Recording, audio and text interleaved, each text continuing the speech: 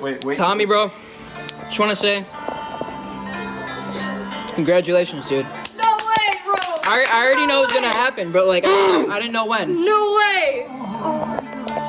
So, all we want to say is, Really one more kill, the last one to fall. I don't even know the lyrics, bro. Never sacrifice the will. congrats, bro.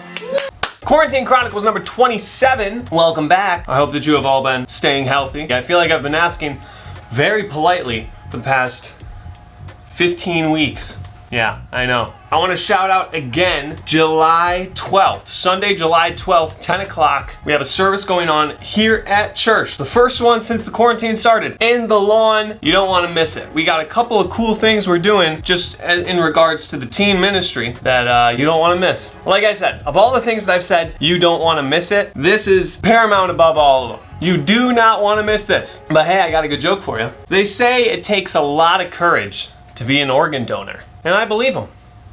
You gotta have guts.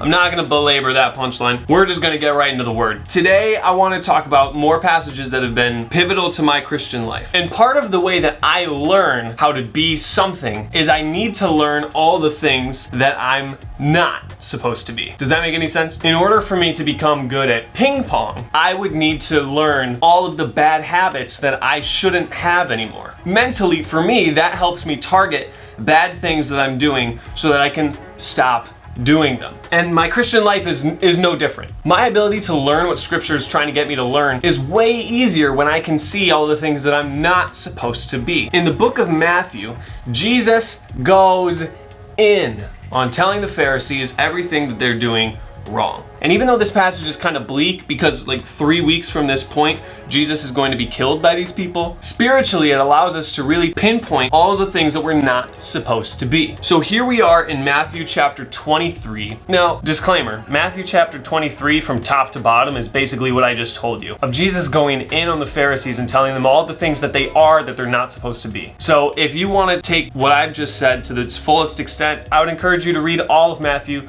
23, but I'm just going to look at like 4 verses here. Starting in verse 23. Woe to you, scribes and Pharisees, you hypocrites, for you pay tithe of mint and anise and cumin, and you have neglected the weightier matters of the law, justice and mercy and faith. These you ought to have done without leaving the others undone. You blind guides who strain out a gnat and swallow a camel. So if I had to summarize the first thing that Jesus said, I would use the words of a friend of mine from Word of Life where he said this: you can do the right thing, but miss the point. Okay? In our Christian walks, you can do the right thing, but miss the point. It was a good thing that the Pharisees paid tithe of mint and anise and cumin. These are valuable things that, just like the Jewish law had asked them to, they took those things that were most precious to them and they gave them to the Lord. That's something that they should be doing. But what does he say? But you have neglected the weightier matters of the law, the matters of the law that are more important than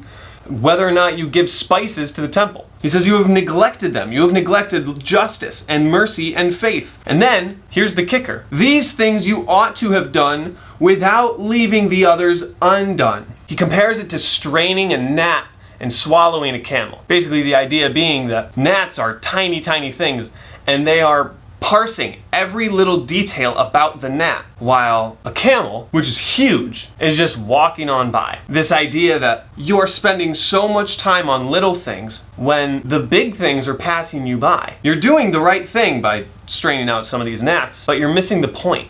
So many times in my walk of faith do I feel like I'm doing the right thing and I'm doing it by the book and I'm doing it for the right reasons until I see it in the rearview mirror and I think, did I miss the point? If we don't keep about us a mindset of making sure that we're doing things for the right reason, which can only be done by prayer and sacrifice. That's how the fleshly person is hardwired. That's the tension we were talking about at the start of Romans chapter 8, right? The battle between the flesh and the spirit is alive and well. And unless you, by a grace-driven effort, empower the spirit to work harder than your flesh, then you're always going to miss the point. And what was the point for the Pharisees? It was justice, faith, and mercy. Those are things that we should be basically selling ourselves out for. What this passage is not saying is stop doing the small things. I'm so blessed by Christian friends and mentors in my life who have helped me find the small things and fix them. I need that set of eyes to see all the things in my life that I miss, such that they might point toward bigger things. Jesus makes a huge deal here in Matthew 23 that we would not only look at the small things, but that we would look at the big picture of this whole thing. To say, woe to you scribes and Pharisees, you hypocrites. He just makes a big deal out of it. He yells at people. Learning what we ought to become as Christians a lot of times includes learning what not to become. And it's my prayer that we would be able to go through tough passages like this and really suss out what it is that we ought not to become. My prayer for our ministry is that hypocrisy would be far from us, that we would take the weighty matters of the law, justice, faith, and mercy, that we might be able to bless others.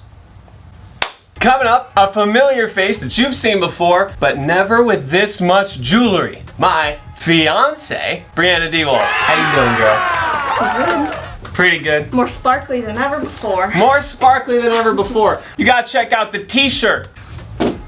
Girlfriend? No. Fiance season. Thousands of you have been asking, how exactly did she become so sparkly?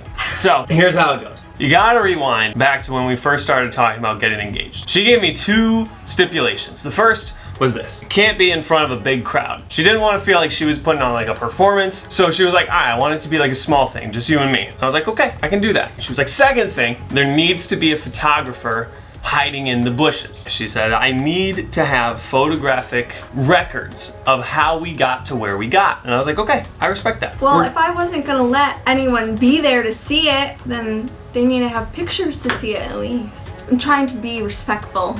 We do this for the people.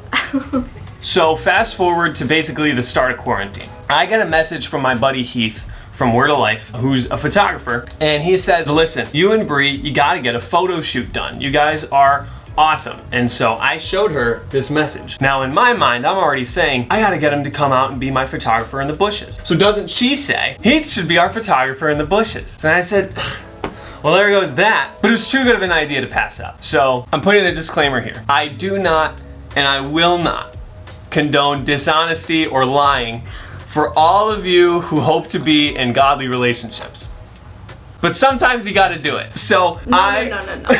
Not sometimes. Only for a proposal is it acceptable. Lying in any other circumstance is not okay. What about surprise parties? I guess so. So I'm like, all right, I'm gonna get Heath into Rochester to be my photographer in the bushes. I help him pay for the plane tickets in literally while we're watching a movie together. And the next day I tell her, listen, I talked to Heath about being our photographer, and he said, no, I'm not gonna do it, too much pressure. Blatant lie, threw her off the scent. Keep going, fast forward, it's April. I buy the ring. Literally, I'm sitting right next to her when I buy the ring. Sneak level 100. So originally, it wasn't supposed to ship until like May 20th. I was supposed to wait like over a month and a half for this ring to come in. For me, that was great because I had already locked in with Heath that it was gonna happen in June. So I didn't want to be holding on to a ring forever. Why wouldn't you want to hold on to a ring forever? It is very hard to have a ring and not use it. Didn't want for it to burn a hole in my pocket. So one thing led to another, and I had to go through all these hoops and loops in the place I bought the ring from. Quarantine loops and hoops. And the company that I bought the ring from was like, hey, we're really sorry for putting you through all these loops and hoops and stuff. So we're gonna do you a favor, and we're gonna expedite the shipping on your ring to come overnight. And I said, no. Well, at that point, it was basically already at my door. So suddenly it's like April 10th, April 12th or something, and there's a ring in my bedroom hiding underneath all my socks. So then fast forward a couple weeks, Bria's over at my house, we're having dinner with my parents, and let me tell this part. Okay. The day before, you told me, I rearranged my room, it looks so good, blah blah blah, right? You wanted to move it around. It's a small space, you can only move it around so much. You showed me some pictures on your phone, and I was like, I don't know if I like it. Whatever. Fast forward, next day, I need to use the bathroom. Bathroom is across from your bedroom. So I go up the stairs, I look in your bedroom to see how it's rearranged. I call down the stairs, I tell you it looks good. Go ahead. Tell the crowd what happens next. So then I realized, oh no, she is in the room where the ring also is. So I scamper my way on up the stairs, and it was at that moment she knew that I was hiding a ring.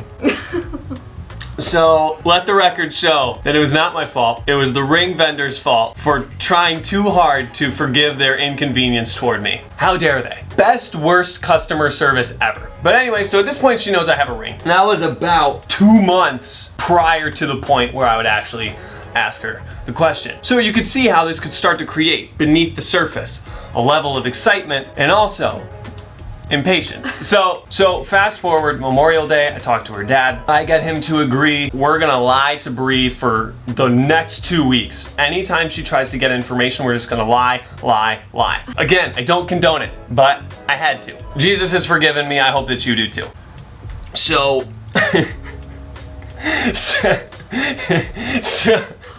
So that next 2 weeks, she was really starting to put the pieces together. Then my buddy Seth was coming into town the same weekend. She was starting to put all the pieces together. Something's gonna happen. I knew before then, because you were like, I told you my summer class was supposed to end that day, and you were like, oh, you should just finish your work up early so you're not stressed over the weekend. I thought that was a good cover. It was not. Not when I knew there was a ring already. Sorry, proceed. So I start trying to throw her off the scent. I start trying to say stuff like, well, I decided what day I was gonna do it before I knew my family was coming in. And I thought that my buddy Seth was coming in a different time. So I had kind of planned on that time. Just trying to give her some good old-fashioned misdirection, you know what I mean? I got a ton of help from some people in her family that allowed me to propagate a network of falsehoods, which all culminated on Saturday morning, June 13th. Well, let me say, shout out to my dad who said you didn't even talk to him yet. Yep. So that had made me give up all hope. Big play. And then Cassidy knew she wasn't gonna come with us Saturday morning to go get donuts and stuff, and she was like pretending to be all sad about it, even though she knew why she wasn't coming. And my mom found out because she got it out of my dad because she couldn't wait any longer and she needed to know when it was gonna happen, even though I was like threatening her a little bit, telling her I was never gonna forgive her if she didn't tell me, and I was in emotional agony about it. She still lied to me and told me she didn't know, but I forgave her for lying to me. So it all brings us to Saturday morning. We're gonna get donuts because we had tried to get donuts at this place the week before and the selection was bad. So I told her then, calculated decision. I told her then that we were going to get real good donuts next week, Saturday morning. We'll go early in the morning to make sure we get the best selection. Meanwhile, I have my guy Heath drive my mom's car up to a park where he just locked in. Okay, he was ready at the go. I picked him up at the airport the night before and we scoped out the location and I told him this is where you need to be, this is when you need to be there. He was locked and loaded. Yeah, also shout out to Jake, who sent me a picture of you guys. Oh yeah! Playing video games. Here's more of the misdirection. The network of falsehoods grows. Friday night, the night before the engagement, I had to pick Heath up from the airport, but I couldn't let her know that. So I told her, hey, I'm gonna go hang out at Jake's house tonight and play some video games, whatever. I gotta pick Heath up at the airport at 9 o'clock. I leave her house at 8. I jet over to Jake's house. I get Allison to snap a picture of the both of us playing Xbox together. That way she could send Bree the picture and get her to think, oh, he really is at Jake's house. So I go to the airport, I pick up Heath, we get a garbage plate, we scope out the location, yada, yada, yada. Next morning, he takes my mom's car. Meanwhile, I'm at home crying, telling my mom it's never gonna happen. I've been waiting so long. I thought it was gonna be this weekend, but now everyone has convinced me it's not this weekend. I'm sad. So then Saturday morning, Heath is in position. We're getting the donuts. I got some coffee in the system. You gotta stay caffeinated on a day like this. Especially a guy like me, on a day like that, come on. We go up to the park. We walk by my mom's car with Heath in it. And she looks over, and she doesn't say anything, but she looks over and she's like, that looks like Tommy's mom's car. Has the little Naz sticker on it. Everything. Like, I know what it looks like. It's literally my mom's car, except there's a dude in it. Heath stays in the car, which was really big play down the stretch. If he's not in that car, the whole plan might have fallen apart. So we get up to the park. I get to the spot we want to be at. I'm pretending that the reason we're at the park is because I want to take pictures of Bree with my new camera that I'm using right here. Which is not out of the norm, because we've done it before. We had done it before. Calculated. And I'd given up. I was like, it's not happening today. We're just taking pictures, whatever. The place where we ended up doing it, if you've seen the pictures, there's this big clearing in the trees and there's a really pretty view. So I say, Bree, turn around and I'm gonna take a picture of you looking at the view. So she turns around, I take a picture, and I'm like, I don't really like the settings. I show her the picture. I say, I'm gonna tweak some stuff. Can you turn back around so I can get a picture of you? And she's like, yeah, sure, whatever. I put the camera away in the bag. I swap it, do the old switcheroo with the ring box. I say, you are so hard to surprise, while she's still facing away. I'm drinking my coffee. Right. He says that. I'm like, what? Turn around. I'm on the knee. I got the box. She is completely surprised.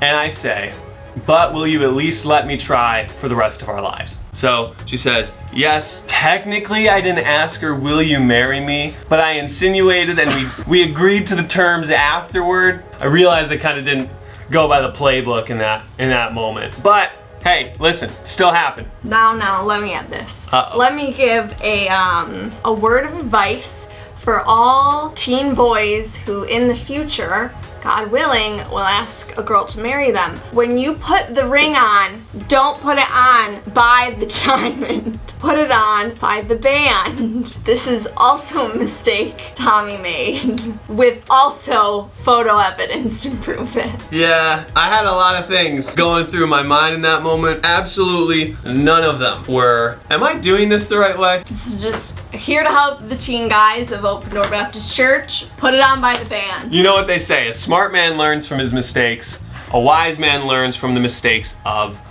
others. But hey, that's how we got to where we are. The story that you have all been waiting for is here. But now that story time's over, we of course have a taste test ready for you. Can't disappoint. Far be it from us to have a video together without me doing a blind taste test and make a fool of myself. The idea is we've got Coke, Pepsi, Wegmans Cola, and RC Cola. I'm going to get 10 sips of these things in random order, and we'll just, I guess, see how I do. But I will say this, I have done this before when I was 17. So that's, oh my gosh, 6 years ago? We're old. We're old. We're engaged now. Things are real. We're adults. Good grief.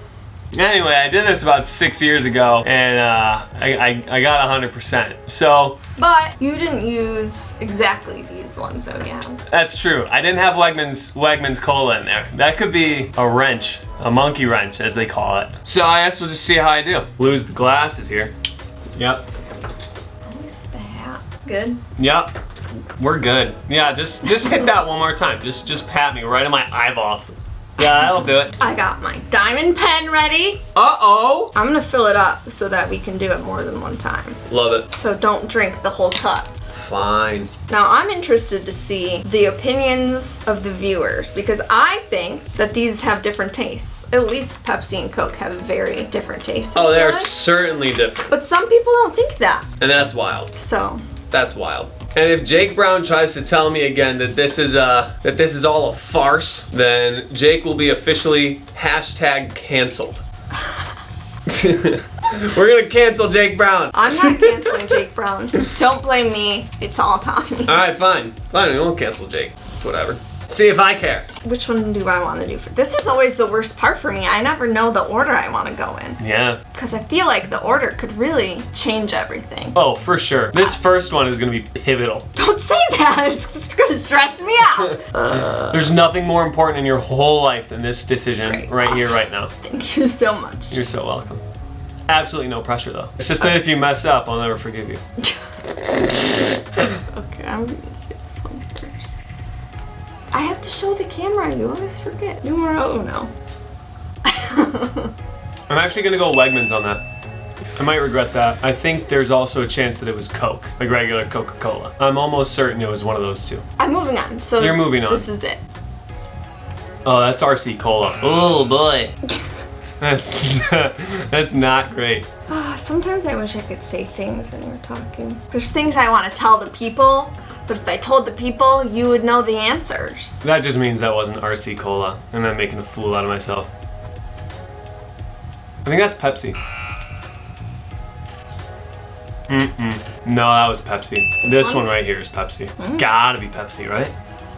Yeah, I think that's gotta be Pepsi, actually. I regret my previous answer. Oh, can't take it back now, sorry. I know I can't take it back now, but let the record show that after my 4th selection, I regret my 3rd selection. Jake, I'll cancel you so fast. Oh, goodness. Also, let me say, when you did this 6 years ago, you just ranked the ones you liked best. But I had to predict where I was gonna rank them, and I got that right. Okay, well still, it's different. Oh, now I forgot what I was gonna say for this one. Oh, please. You don't understand what it's like to wear the blindfold. Don't blame me. I do, I did it with the Skittles. Oh yeah, that's right. You got like 9 out of 10 or something. I think that's RC Cola. I want to know so badly how I've done so far. What's this, 5? This is number 6. Yep. Dang it! Cause this is RC Cola. Goodness gracious. Golly gosh. Ugh. I'm falling apart at the seams here. That was RC Cola. That one was RC? That one was indeed RC Cola. Okay. Number 7. Let's do... Reminds me of my grandparents' house. Gotta be Pepsi. My grandma always kept Pepsi in the house. At least when we went over there. Always kept Pepsi. What number was that? This is number 8 right now. This is number 8 right now. Yep. What would you give me 8th? I think because we're engaged, you can read my mind now. I'm trying my hardest. Best of luck. I'm gonna guess Wegmans. Number 9 coming up. Number 9. This one just tastes so odd. I'm gonna be so mad if this is Coke or Pepsi, and I'm gonna have you try it if it is Coke or Pepsi, because it doesn't taste like either one of those. Okay. Jake, I'll cancel ya. So weird. I'm gonna go RC. This is the last one. Number 10. All right, whatever it was you gave me for number 9, and this one here for number 10. I've been mixing these two up this whole time, because I also think this is RC Cola, but that would probably be like the 7th time I've said RC Cola, right? I could give it to you 7 times if I wanted to. That's fair. Stop letting your number game change what you think it is. Fine, it's RC Cola. Fine. You're saying RC 2 in a row. Yeah, I'm saying RC 2 in a row. I'm content knowing that one of those is wrong. I'm over it. I'm predicting that I got about 40% right. I do not feel good about that at all. Remember how you were saying how good you did 6 years ago? Yeah, 6 years is a long time, guys. 6 years is a long time. This is my favorite part. I know it is. Okay. I can't look. I got so many burps. Hang on. Oh boy, you gave me Coke a lot, huh? I'm worried. I don't even know that I said Coke one time. You didn't! You didn't say Coke at all. Okay, number 1 was Wegmans. You said Wegmans. Hey! So I was like, shucks, we're off to a good start. He's gonna do so good. I thought you were gonna fly away with it. I hate the way she just said that. You didn't fly with it. Next was Coke, and you said it was RC. I got it. No, I'm gonna wait till the end. It doesn't matter now. It doesn't, But here's my thing, and this is why I said I wish I could tell the people the things during the time, because you were like, ugh, this is weird, or some, you made some comment. But you love Coke the most out of all of these. This Coke tastes weird. No one's gonna believe me. Taste this Coke right now. Does not taste normal. Let me compare it to this one. No, this definitely tastes more like Coke than this does. Yeah, and that's why I kept on, like, doubling back on But myself. also, these aren't as cold as normal either, so that Maybe that's part of the that doesn't issue. help. Plus, I still taste Chex Mix in my mouth, so. Yeah. Anyways, I'm sour you said about RC. So then I gave you RC, and you said Pepsi. Yep. But then I gave you Pepsi, and you said Pepsi, and you were like, I regret my last decision. So I got 2 out of 4. That's my favorite game to play, is when you guess it and you're wrong, and then I give you the one that you guessed. Yeah, that's pretty dastardly. That's pretty rude, actually. Number 5 was RC, and you said it was RC. Bingo. 3 out of 5. Number 6 was Coke, And I said RC. and you said RC again. Number 7 was Pepsi, and you said Pepsi. Okay. Just like Graham's house. 8 was Wegmans, you said Wegmans. So then I was like, okay, he's got Pepsi and Wegmans in the bag. I'm done with them. That's why you have so much of these two gone. Should we show them a comparison? Coke to Pepsi, how much you drank. Brutal. But you knew Pepsi and Wegmans so good, which I was shocked because we don't drink Wegmans that. Well, I guess we drink Wegmans a lot at church, maybe. Anyways, number 9 was Coke, you said RC. 10 was RC, you said RC, because I confused you. So, I literally never guessed Coke. That's shocking. I shot 50%, but I've never been less proud of myself, honestly. Here's the thing, is like, I feel like most people would agree that like the Coke that you get at like McDonald's or Chick-fil-A tastes different than Coke in a bottle. And most of the times that I get Coke, it's like from Wendy's or something. This Coke tastes funky. It does taste different than with like, you have the ice in it and it's cold, like when you would get it at a restaurant or something. I will give you that. But I'm still kind of disappointed. I thought this was gonna be your best one. Yeah. But I don't think it was. No, it certainly wasn't. The truth is, I'm more proud of the water, even though Jake has become my sworn enemy. Yeah, because that one feels harder. That's true. That one does feel more difficult. This one I thought you'd be lights out, and you are not. Sorry. Well, that's that, I guess. I guess you take what you can get. But I guess that's all we got for this episode of the Quarantine Chronicles. Do you have anything else to say? Do you have to tell them anything that's coming up or anything?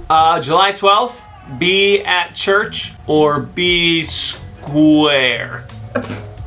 I don't have a way to make that rhyme. But until then, I've only got one more thing I need to say. Stay healthy. Is that it? That's it. Okay.